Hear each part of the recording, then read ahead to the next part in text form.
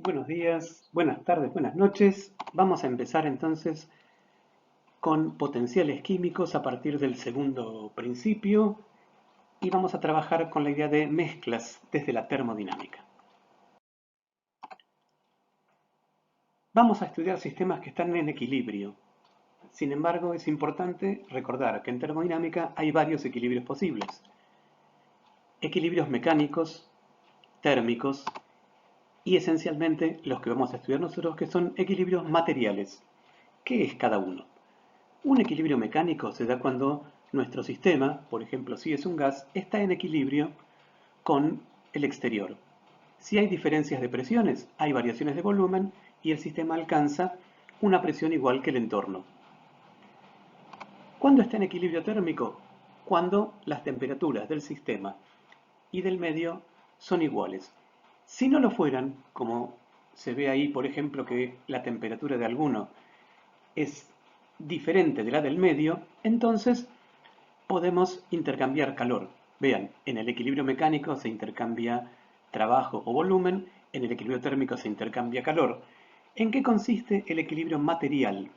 Bueno, este equilibrio tiene que ver con equilibrios de fases o equilibrios químicos. Y podemos decir que la cantidad que vamos a trabajar hoy, el potencial químico, es lo que define el equilibrio químico, el equilibrio material, el equilibrio de fases.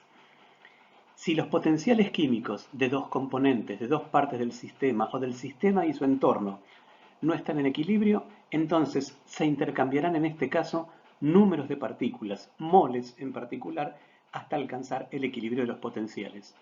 Vemos entonces los tres equilibrios posibles en un sistema termodinámico.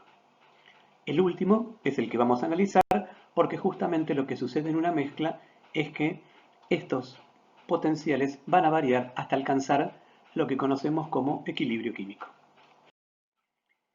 ¿Qué condiciones características tiene este equilibrio químico?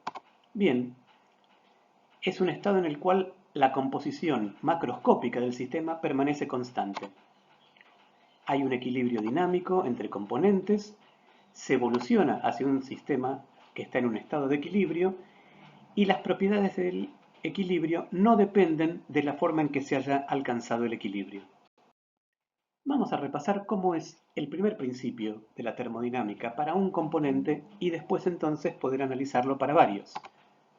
Recordemos que el primer principio hablaba de intercambios de calor y trabajo y de la energía interna, donde el trabajo se definía como el trabajo de volumen, o sea, P por diferencial B. Por otro lado, el segundo principio establecía una relación entre el calor intercambiado y la variación de entropía en un proceso reversible. Entonces, reuniendo los dos enunciados, teníamos que la variación de energía interna podía escribirse como T por ds representando al intercambio de calor y P diferencial B representando al intercambio de trabajo. Esto, visto como la variación de la energía interna, se puede analizar de esta manera. Vamos a mirarlo con un poco de cuidado. Esto quiere decir que la energía interna de un sistema depende esencialmente de las variaciones de su entropía y de las variaciones de su volumen. Si comparamos esta última ecuación con las anteriores, vamos a ver que la variación de entropía con la entropía es la temperatura y que por otro lado la variación de energía interna con el volumen es menos la presión. Pero, ¿qué son estas derivadas parciales? Pensémoslo de esta manera. En una superficie donde pudiéramos graficar la energía interna, tendríamos entonces variaciones posibles en dos direcciones, en la del volumen y en la de la entropía. En esas dos direcciones lo que tendríamos es que cuando dejamos el volumen fijo y variamos solamente la entropía, entonces esa derivada coincide con la temperatura. Mientras que, si nos movemos en la otra dirección, tenemos que esa derivada coincide con menos la presión. ¿Qué son estas derivadas? Esto lo que nos dice es, si yo me muevo en esa superficie donde estamos representando la energía interna, que es una superficie en dos dimensiones, lo que nos indica cada una de ellas es cuánto variará el sistema si dejamos la otra constante. Es una idea compleja, pero es la idea imprescindible para seguir trabajando estas nociones. En general, entonces, cuando un sistema no está en el equilibrio o cuando está realizando un proceso que no es reversible, tenemos esta relación, ya que la variación de entropía del sistema no es siempre igual a su variación de calor sobre temperatura, sino que es mayor o igual. El igual se da solamente en procesos reversibles. Vamos a analizar entonces de qué manera podemos expresar esta condición de equilibrio a partir de la función de Gibbs. La energía interna, como teníamos en la primera diapositiva, tiene esta forma en un caso general, y si el trabajo es solamente de presión y volumen, lo podemos escribir como vimos recién. Ahora vamos a manipular un poco estas derivadas para poder llegar a escribir la función de Gibbs en función de las variables de nuestro sistema: presión, volumen, temperatura y número de moles. Veamos, T por ds se puede escribir a partir de la derivada del producto de T por S. Y P diferencial B se puede escribir a partir de la derivada de P por B. Reemplazando esas dos expresiones de las azules que tenemos ahí, llegamos a esta expresión. Parece larga, complicada, pero fíjense que ahora tenemos como variables principales solamente temperatura y presión. Los otros son diferenciales que vamos a juntar convenientemente. Vean cómo hacemos. Si reemplazamos esa expresión de diferencial U igualada a todo lo que queda a la derecha, vamos a poder agrupar U, T por S y P por B en un mismo término. Y eso va a resultar ser igual o menor que una cantidad que solamente contiene variaciones de temperatura y de presión. Esa es la idea de la función de Gibbs. Esa función, U menos T por S más P por B, o si quieren decirle H menos T por S, es la función de Gibbs. Y su variación depende solamente de la temperatura y de la presión, de modo que cuando el proceso sea isotérmico y a presión constante, la condición de espontaneidad que venía de la ecuación de arriba se traducirá en dg menor o igual que 0. Bueno, ya conocemos la función de Gibbs para un único componente. Sabemos entonces que la espontaneidad está dada por delta G menor o igual que 0, pero nos interesa analizar sistemas en los cuales haya más de una componente. Vamos a volver a pensar en el primer principio, en el segundo principio y en la función de Gibbs para muchas componentes. Recordemos entonces, este era el primer principio cuando teníamos, por ejemplo, un gas que podía variar su temperatura, presión y volumen. Si hubiera muchas componentes, la energía interna dependerá efectivamente de la entropía, dependerá del volumen, pero también dependerá de la cantidad de moles de cada una de las otras sustancias. Y esto lo podemos escribir así. Los primeros dos términos son iguales a los que ya conocemos. El tercer término contiene una sumatoria de términos mu que indican una propiedad de cada sustancia. Y dNi es la cantidad de moles que varían de esa misma sustancia. Fíjense que si fueran dos sustancias sería mu1 por delta N1 más mu2 por delta N2.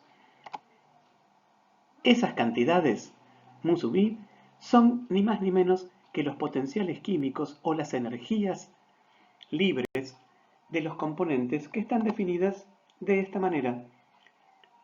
La temperatura era la derivada de U respecto de S, menos la presión, la derivada de U respecto de B. Y los potenciales químicos son la derivada de la energía interna respecto de cada número de moles. Nos falta ahora considerar qué sucede con la entropía cuando mezclamos líquidos o gases, como suele suceder en una reacción química. Veamos.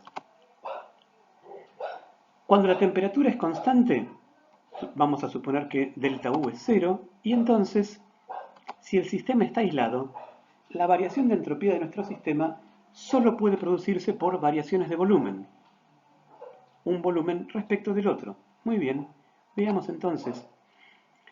Si esas variaciones de volumen se dan en función de un gas, podemos escribir las fracciones molares de cada uno y a partir de la ecuación de los gases escribir lo que conocemos como volumen específico de cada uno. Es decir, que ese volumen es proporcional al número de moles que cada una de las partículas posee en esa mezcla gaseosa. El número de moles, la fracción molar, se puede escribir entonces como el cociente de los volúmenes parciales. Si tomamos la expresión de arriba y la escribimos ahora, ya no en términos de los volúmenes, sino en términos de las fracciones molares, nos vamos a encontrar con esta cantidad. Arriba teníamos volumen total sobre volumen 1. Abajo tenemos fracción molar de 1, pero aparece un signo menos en la ecuación. Con lo cual, vamos a ver esto. Una mezcla de dos componentes gaseosas tiene una variación de entropía expresada de esta manera: número de moles de cada sustancia por el logaritmo de su fracción molar. Esto sucede solamente cuando la mezcla se hace de manera isotérmica y a presión constante. Pero esa es la condición en que vamos a mezclar nosotros nuestros gases y nuestros líquidos. Conserven esta idea. Ya sabemos cómo varía el primer principio cuando tenemos sustancias variadas y ya sabemos cómo varía la entropía cuando tenemos una cantidad de sustancias. Sigamos adelante entonces. Recordemos, juntando las dos ideas últimas que vimos, que cuando hay dos componentes o tres o más mezcladas, tenemos una cierta variación de la energía interna y una variación de la entropía de mezcla. Esto expresa cómo se comporta cada uno de los dos principios de la termodinámica frente a una mezcla realizada, insistimos, a temperatura y presión constante, que es como se dan las reacciones químicas. ¿Qué sucede con la función de Gibbs de una mezcla? Esa que nos va a indicar cuándo la mezcla o la reacción es espontánea. Pues bien, veamos. Cuando hay muchas componentes, como hicimos con el primer principio, vamos a escribir la función de Gibbs de esta manera. Tenía una variación con la temperatura, que la habíamos visto antes. Tenía una variación con la presión, que también vimos antes. Y vamos a agregar, como hicimos en el caso de la energía libre, un término que tiene que ver con la variación de nuestra función de Gibbs con cada uno de los componentes. Otra vez, estos van a ser justamente los potenciales químicos. La espontaneidad estaba dada entonces por que la suma de todos estos términos sea menor o igual que 0. Y estos términos son justamente los potenciales químicos de los elementos presentes. Fíjense que la formulación es la misma que antes, solo que ahora, como P y T son constantes, tanto el primero como segundo término de esta variación de Gibbs se van, y entonces obtenemos una función de Gibbs descrita exclusivamente por los potenciales químicos de las sustancias. Esto va a resultar útil para analizar las mezclas como reacciones químicas y para analizar propiedades coligativas. En una mezcla general, entonces, habíamos visto que la función de Gibbs cumplía esta condición, de donde vimos también, estamos repitiendo lo que ya sabemos para no olvidarnos, estas tres condiciones. Fíjense algo en esta forma especial de ponerlo. La variación de Gibbs con la temperatura es menos la entropía. Eso quiere decir que, como la entropía siempre es positiva, la función de Gibbs al aumentar la temperatura siempre disminuye. Por otro lado, la función de Gibbs respecto de la presión da el volumen. Eso quiere decir que al aumentar la presión, como el volumen también es positivo, la función de Gibbs siempre crece al aumentar la presión. Y lo mismo para el número de moles. Si escribimos entonces de vuelta a nuestra ecuación, tenemos lo que ya conocíamos de antes, pero ahora sabemos algo más respecto de los dos componentes. Las derivadas parciales de U representan lo mismo que en el caso anterior cuando vimos la energía interna, ¿no? Una variación de G respecto de la entropía y una variación de G respecto del volumen. Generalizando entonces esto que decíamos antes, cuando la temperatura y presión resultan constantes, la condición de espontaneidad de una mezcla, que bien puede ser una reacción, es que la sumatoria de los potenciales químicos por la variación de los números de moles sea menor o igual que cero. El menor que cero nos indicará si es espontáneo y el igual a cero nos indicará que estamos en el equilibrio. Vamos a analizar ahora una de las dos derivadas parciales de la función de Gibbs, que es cómo varía esta función de Gibbs para cada componente al variar su presión. ¿Por qué queremos ver esto? Bueno, queremos ver esto justamente porque cuando se produzca una mezcla gaseosa, una reacción química en fase gaseosa, lo que va a variar de cada componente no es su temperatura ni la presión total, sino que va a variar su número de moles, o sea, su presión parcial. Tenemos que saber entonces cómo varían los potenciales químicos de los distintos componentes con la presión. Veamos entonces. La función de Gibbs para cada uno de los componentes resulta que su derivada respecto de la presión es el volumen. Dijimos, al aumentar la presión, la función de Gibbs aumentará, al disminuir la presión, disminuirá porque el volumen es positivo.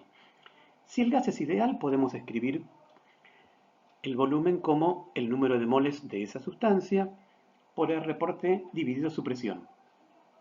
Entonces, si integramos esta expresión, para saber cómo varía ese potencial, vamos a encontrarnos con esta cantidad. G va a tener esa expresión. Esto se consigue pasando el diferencial P para otro lado e integrando, pero tengamos en cuenta lo siguiente. Si es un gas ideal o se comporta como un gas ideal, es decir, si es, por ejemplo, un soluto muy disuelto, entonces vean que el potencial químico se escribe de manera sencilla de esta manera. A una presión P distinta de la presión estándar, que es una atmósfera, el potencial químico se escribe como el mu sub 0, que es el que ustedes conocen de tablas, más un término que lo vincula con la temperatura de trabajo y el logaritmo de P sobre la presión estándar. Ahora sí podemos escribir cómo será una mezcla de gases a una presión parcial cualquiera de cada uno de ellos. Vamos a cerrar entonces esta primera presentación diciendo que ya vimos cómo es el potencial químico en términos generales de un gas ideal y también vimos que cuando hay una mezcla de gases ideales, cada uno de los potenciales químicos en función de la temperatura se puede escribir de esta manera.